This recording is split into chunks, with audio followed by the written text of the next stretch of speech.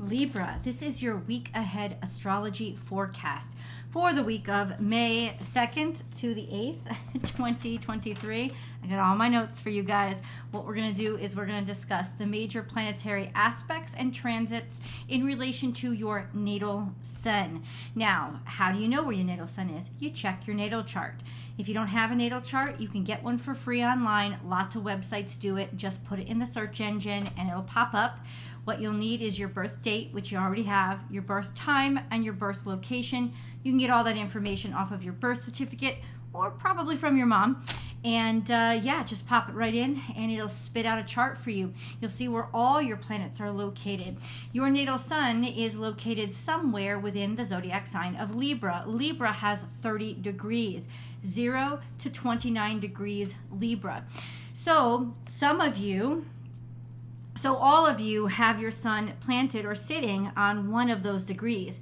If your natal sun sits between 0 and 9 degrees Libra, you are in the first decan or group of 10 degrees of Libra. And so I'm going to refer to you guys as Libra 1.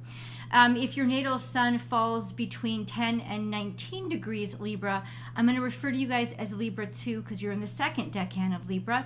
And then if your sun falls between 20 and 29 degrees Libra, I'm going to refer to you guys as Libra 3 because your sun falls within the third decan of Libra.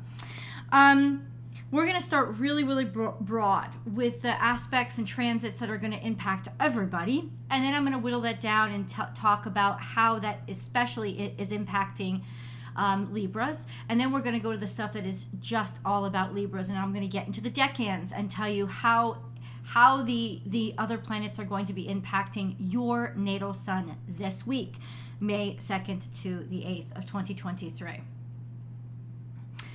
There is a full moon. So let's talk about that first.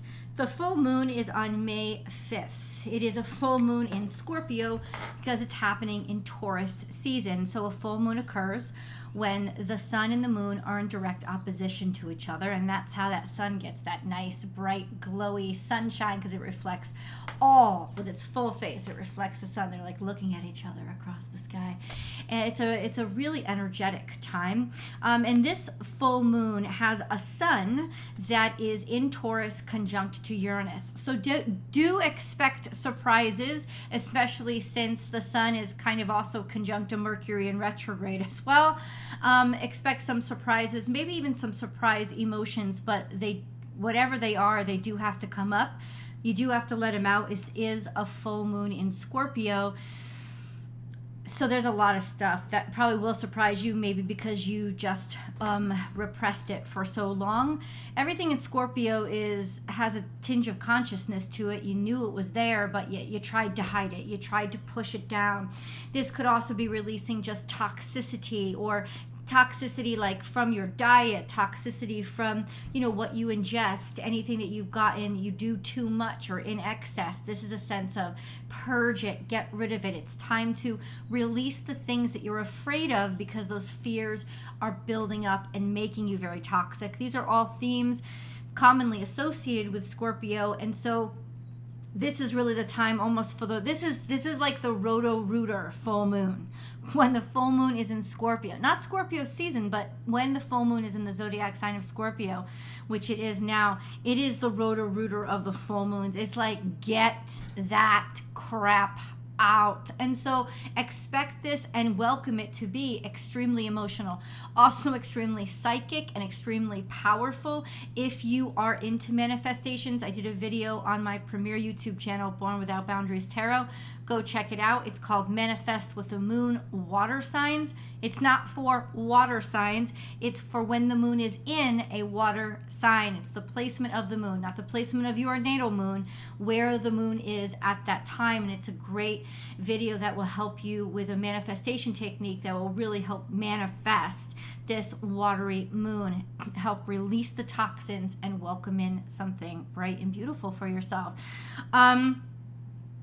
There's also a transit that directly impacts you, and that is the transit of Venus from Gemini into Cancer. She is definitely leaving Gemini at the end of this week. She will be in Cancer on May 7th.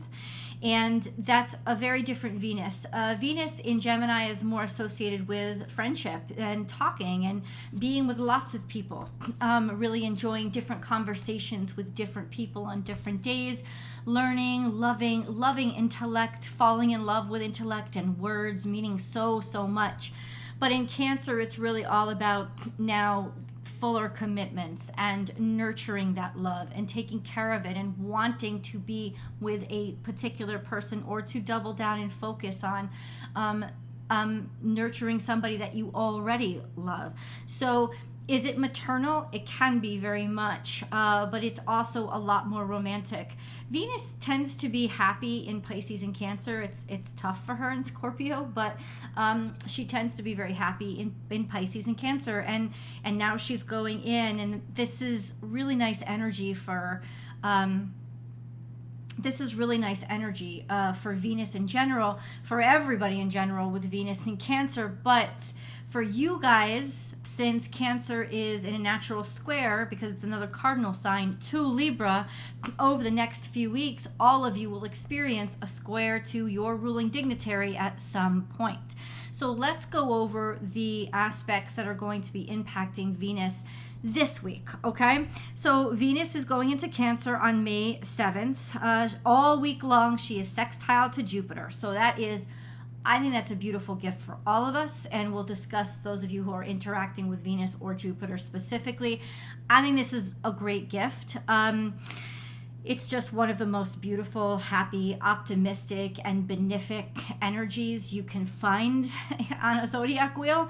So the fact that we have Jupiter still in Aries, and then we have Venus going into Cancer, this is a really helpful energy. It's a particularly loving energy. It's a go get it, chase after it, especially where it concerns nurturing and caring for your persons, your people, the people that you love the most, those that you would consider your family.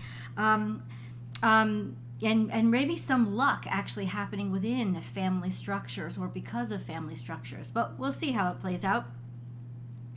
All week long, she is also semi-square to the sun. This is just actually irritating. It's almost like stubbornness. There's a sense of maybe your ego is challenged. Maybe you don't see the blessings that are right in front of you. I don't think that's going to be the case. I honestly just think it's a sense of either dealing with somebody's ego, or being a little bit too optimistic, or just paying a little bit too much attention to yourself instead of casting it out and paying attention to others. So that's just general, right? And from the 6th of May, I wrote down Venus will be trying to Saturn, because Saturn is at 5 degrees Pisces. This is really interesting energy because it's taking love seriously as Venus goes into Cancer. So it's almost like wanting a deeper commitment, caring and respecting people more, wanting something more traditional. It's not the sexiest energy, but it is, because a Venus is in Cancer. This could just be a deepening of a relationship. This could be adding on to family. This could also be family finances, or something working out financially in terms of your career that really helps to assist the family. So that's really, really nice energy.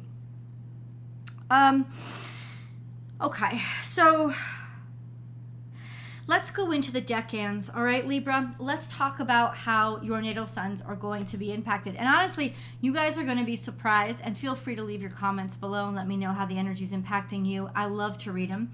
I'm sorry about that, guys. You're going to be surprised how different your natal suns will react one from the other. And that's why, amongst many reasons why, horoscopes are so inaccurate, because they don't account for probably the most important thing in astrology, which is angles. Astrology is all geometry, and when you just kind of ignore it and say, hey, it all means the same thing, it doesn't make much sense. So let's go into Libra ones. So basically, Libra ones, if I were to translate that into the dates, the birth dates, if you are a September Libra, you are a Libra 1. We have we have a trine to Pluto. Now that's long-term aspect. Pluto's not moving much. That's trine to Pluto. What does that mean? That means an authority in your own presence. That means a real solid sense of self. That means being able to sort of heal from a lot of fear, a lot of stress, a lot of sadness. So with the energy in this full moon, I think it will be really favorable, and that will be a very helpful aspect for that.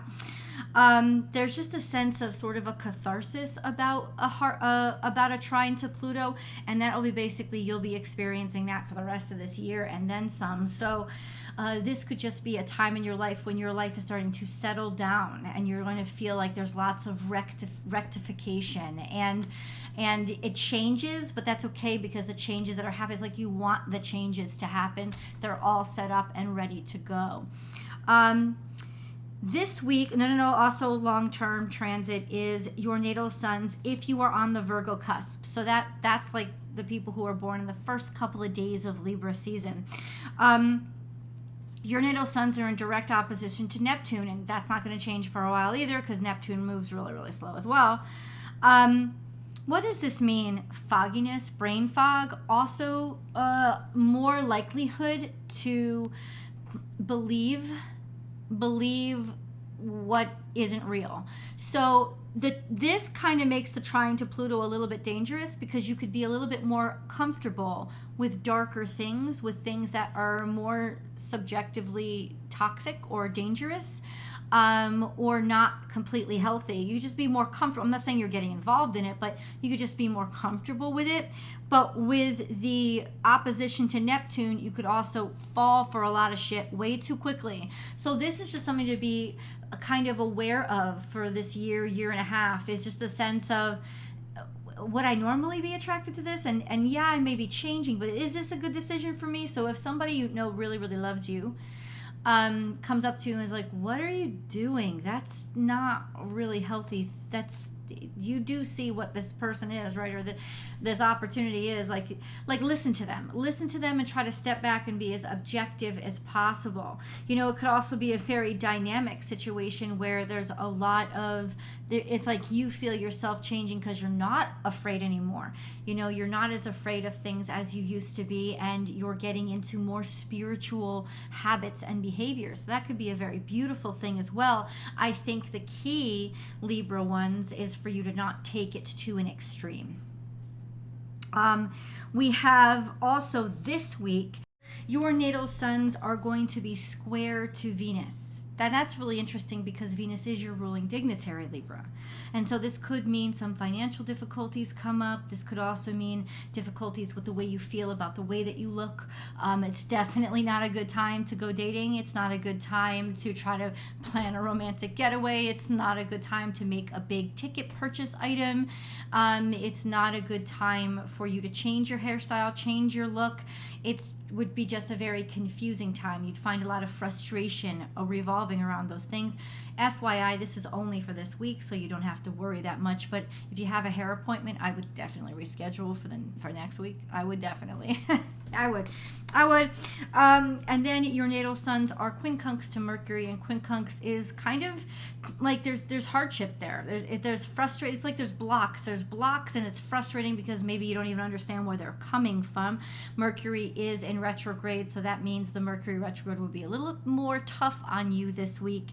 Do understand that when your phone won't charge, when the messages don't go through, with people not understanding what you're saying in conversations, or even not being able to speak correctly.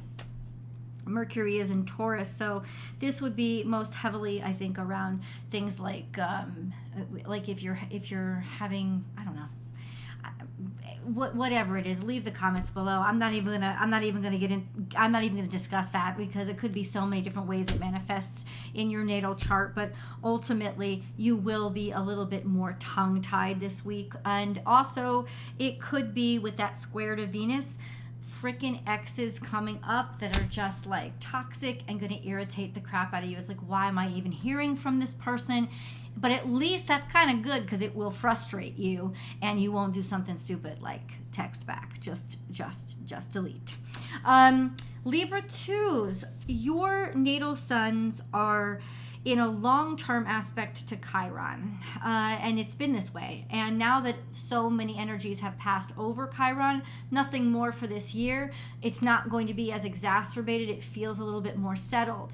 It is that feeling of not being good enough, not ever feeling like you're pretty enough, like you're attractive enough, not ever feeling like you're good enough or you're good at things, always questioning your sense of self-worth.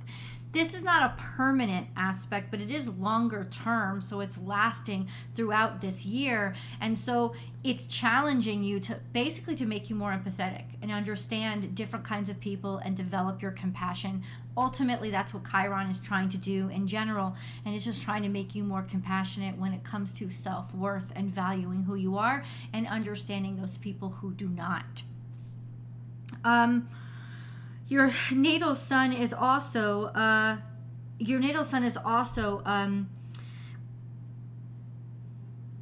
quincunx to the sun and Uranus, and the sun and Uranus are conjunct, especially later on this week. And they are conjunct during the full moon, like I talked about. So what does that mean? Lots of frustration with all the surprises that are coming to light. And it will definitely interrupt your day, especially when it comes to big tech. FYI. FYI, it could present an opportunity as well if you will let yourself not get so frustrated, but ultimately you could feel like your ego is being imposed on, like somebody's trying to pressure you into something that doesn't make any sense to you and they're not offering you any explanations. Maybe you're just supposed to know this stuff. I don't know, but ultimately it will get pretty frustrating, especially while the sun's there during that full moon. There's kind of that theme of being able to release the energy of always feeling put upon or always feeling like the odd man out or like nobody really understands you, feeling like the outsider. Definitely being able to purge that energy over the full moon. Libra 3s. So for those of you who are born at the end of Libra season, especially if you're born at the cusp of Scorpio, your natal suns are trine to Saturn and they are quincunx to Neptune. So you're not really taking any bullshit. If it doesn't make sense or if it's not career oriented, you guys are probably really focused on that right now. And any kind of distraction is really probably frustrating you a lot. There could be things that are happening that are making you doubt your faith. So it could be sort of a sense of, seeking and searching right now for what it is you believe in or having lost faith in somebody. So falling more back on the rules, laws, obligations through contracts, etc. This week, those are both more long-term, though, at least for the next year. This week, your natal suns are trine to Venus. So this is a sense of happiness, a love, self-esteem, feeling good about who you are, healing any lack of self-confidence or self-esteem. Also healing anything financially. Financially, this could really help you out this week. And being able to kind of like make better and find balance within your relationships this week. This is a good week to change your hair, do your hair. This is a good week to go on a date, and people will find you very appealing, very attractive. This is very romantic energy.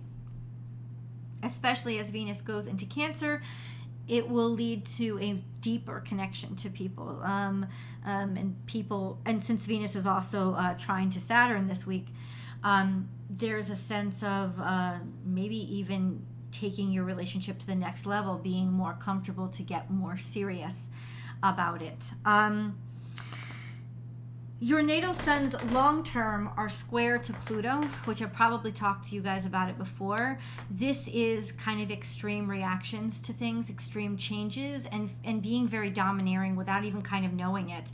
When Pluto is square to your sun, there's almost a sense of you're very imposing, and you'll take things to an extreme a lot, and maybe that could cause dissonance between you and the rest of your world. So the best way to work with a square is to use it as a lesson. Like, what can I learn from this? What can I learn about myself through this? Because squares to Pluto will definitely bring up character traits inside of you that you're not that proud of. But at the same time, if you accept them and if you embrace them, I don't mean indulge in them, but just accept them and accept that this is a lesson in who you are, you can actually gain a lot from this long-term square. This will last for the next year or so. This week, another long-term aspect is this quincunx to Neptune if you are on the Scorpio cusp as well. This is once again getting more distracted or questioning more things when it comes to your belief, being more experimental, and maybe being taking things too far, getting easily off track, having people get you easily off track can all be symptoms of this. But since it is a long-term transit, I don't think that you're going to really feel the impact so much this week, except that if you're really exacerbated by a lot of other stress, this could be wanting to be distracted or getting distracted easily, like losing yourself in fantasy too much. Just an FYI. Could also be allergies, like feeling really and like slishy and like really nasally and congestiony and stuff like that. FYI. This week, your natal suns are square to Mars. Mars is in Cancer too. Sorry about that. Mars is at the end of Cancer. It's in the third decan of Cancer, and that puts it as a square to your natal suns. What does that mean? That means pop-offishness, impulsivity, taking action before you think about things. Once again, a square is a challenge, so it will definitely reveal things about your character that you may not like, or that may not get you into the best situation, but they'll challenge you to be stronger next time. During this week, I would not try anything new that's physical that you don't understand or don't know. You are prone to risks and being more impulsive, so try to slow down your driving speed a little bit, because you are more prone to accidents when you're in when your natal sun is in tough relationship to Mars. Not to say that they would be horrible accidents, but to say that you are more prone to them, and you're just more prone to being more frustrated this week. So the best way to deal with that is to ground yourself, either through breath, since you are an air sign, so breath and meditation, really just quick meditations like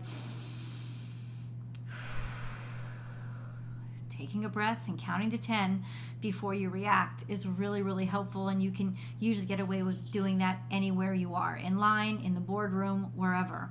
And then you have an opposition to Jupiter. So what does that mean? It doesn't necessarily mean bad luck. Sometimes it's very good energy, but it means, like, in some ways the world's spinning too fast, or it's growing too fast. And with all that impulsivity with the square to Mars, there is a sense of taking too many risks and putting yourself out there, because expecting this, like being willing to take big risks this week, even though it could cause injury to yourself.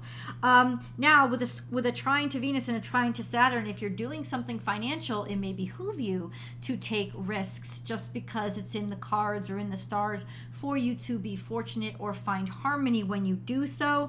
But in other extremes, I would say that this could, especially with the square to Pluto going on, dynamically change your life, and maybe in ways that you're not necessarily prepared for. So if it's something that is really important, I would say go for it, but breathe and also consult other people, and don't disrespect them. Because they'll feel you with that square to Pluto. They will feel you wanting to rip their throats out for not giving you your way. And that's definitely what you want to avoid. You want to get people to help you through the rough stuff. You don't want to get people to be like, yeah, I don't want to deal with this person. But you can come off as very formidable right now, just an FYI. So let me know in the comments below, how is this energy impacting you and your week? I would love to know. Please do come over to Born Without Boundaries Tarot to listen to your week ahead tarot card reading. I love you guys so much. I hope you're subscribed to the channel so you get all this great content every single week. And give me a thumbs up before I say goodbye, and I'll see you next week. Bye, guys.